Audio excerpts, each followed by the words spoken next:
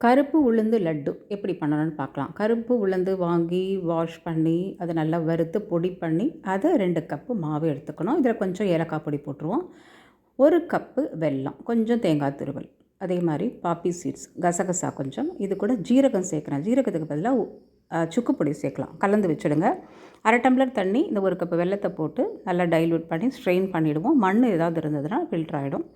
இப்போது பாகு காய்ச்ச ஆரம்பிக்கணும். 2 ஸ்பூன் நெய் மட்டும் சேர்த்துக்கலாம் வாசனைக்கு. இதை கிண்ணத்தில் போட்டு பார்த்திங்கனாக்கா கரையக்கூடாது, இந்த மாதிரி இருக்கணும் பாகு. தேங்காய் துருவலை சேர்த்துடலாம். மாவில் கலந்துட்டு இதை ஒரு தட்டுக்கு மாற்றிடுவோம். இது நல்ல ஹெல்த் பெனிஃபிட்ஸ் ஜாஸ்தி இருக்குது. Protein, iron, calcium, magnesium, fibre, அது இதுன்னு நிறைய இருக்குது.